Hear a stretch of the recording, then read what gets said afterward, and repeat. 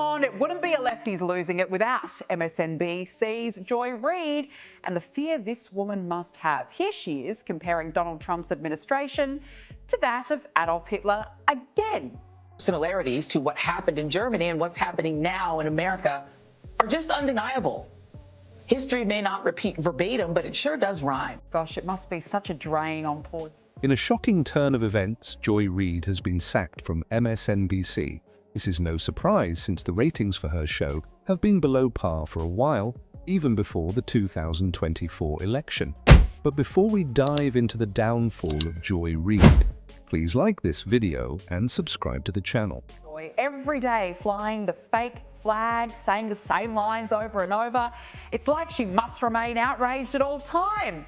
Who could be next on her hit list? Government went so far as to tell federal agents in immigration raids to be camera ready and brought none other than TV host Dr. Phil along for the ride, which is interesting given both the rise in MAGA immigration influencers they're seemingly endorsing and the fact that Dr. Phil has made a career out of exploiting vulnerable people for money. No, not Dr. Phil. He's even got the chief loon after him. Anyone else? Governor who's confirmed as a Department of Homeland Security. I mean, it's as she's cosplaying. It's almost a game where she seems to be cosplaying, and I'm not sure what she thinks that she's portraying here. She might as well be at Comic-Con. No, come on, not the Homeland Secretary now. Whatever will they do with Joy's mark of disapproval? Well, I'll tell you what, I'll hand it over to Tom Homan for his assessment of Joy Reid.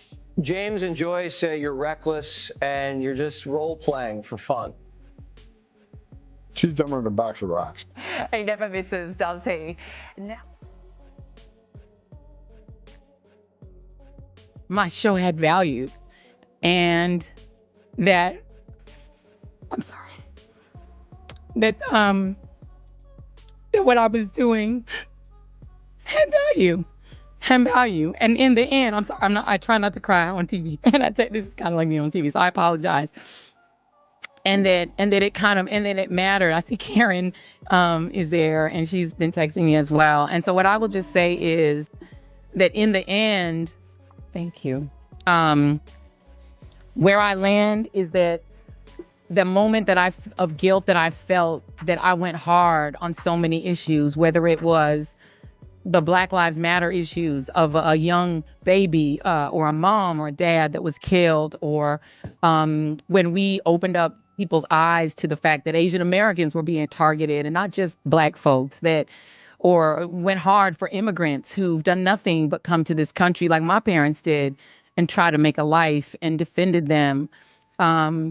Or whether we've talked about what the president is doing that is subversive to the Constitution, that is injurious to our liberty, defending books that people find inconvenient, that Nicole Hannah-Jones put into our spirit, that we need to understand 1619 as the real founding of this country, whether it's talking about any of these issues, and yes, whether it's talking about Gaza and the fact that we as the American people have a right to object, to little babies being bombed. And where I come down on that is I'm not sorry.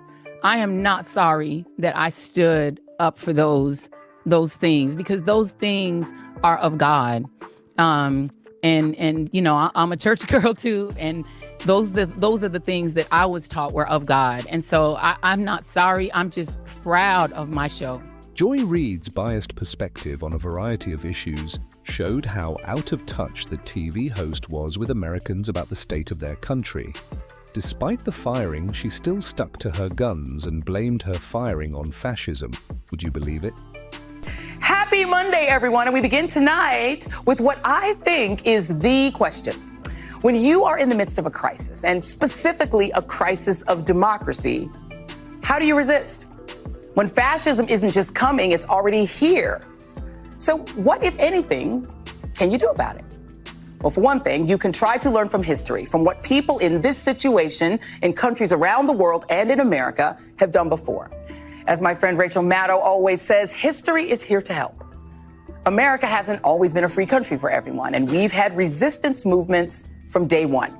From enslaved people fighting their captivity. Shout out to Harriet Tubman, who was a 92%er before 92%ing was cool. And even taking up arms during the Civil War.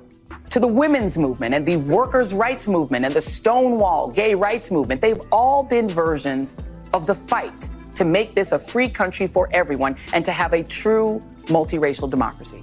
Before you go, Josh, Joy Reid, and I've got to say, she's been one of my favourite lefties losing it. And by favourite, I mean she gives me so much material. I could do a segment on her almost daily. She's now been sacked by low-rating MSNBC, and there are rumours that Biden's former White House spokesperson, Jen Psaki, could be replacing her. What can you tell us about this move? She absolutely has been a standout, I've got to say, Joy Reid. Some of the stuff she has said on air beggars belief. Yeah, Joyless Joy Reid is one of my old childhood friends likes to refer to her. You know, it's funny. Joyless Joy Reid was actually basically a free infomercial every night, Rita, for us at the Article 3 Project, because she makes my Article 3 Project colleague Mike Davis out to be the Rasputin here in America. There, it was truly just free advertising. So, frankly, from our organizational perspective, I am just genuinely sad to see her go. I'm also sad to see her go for the reason that you alluded to, which is that this woman was just so positively unhinged. You never knew exactly what she was going to say next, but you knew that it was going to be completely lunatic, bat crap crazy there. I suspect that Jen Psaki is going to be liberal, obviously, but not quite as over-the-top, hyperbolic, playing the race card every night, all this stuff there. So unfortunately, I think it's going to be a little bit less entertaining to hate watch, so to speak, there. But, you know, hopefully Joyless will resurface somewhere across the interwebs, because I can't wait to tune into her next unhinged monologue, wherever that may be. Well, I hope she saves some venom for MSNBC, particularly if they replace her with a white woman, because if you listen to Joy's monologues, that is a sign of racism, institutional racism. So I hope we're going to just get all the dirty laundry aired, everything that's been going on behind the scenes at MSNBC.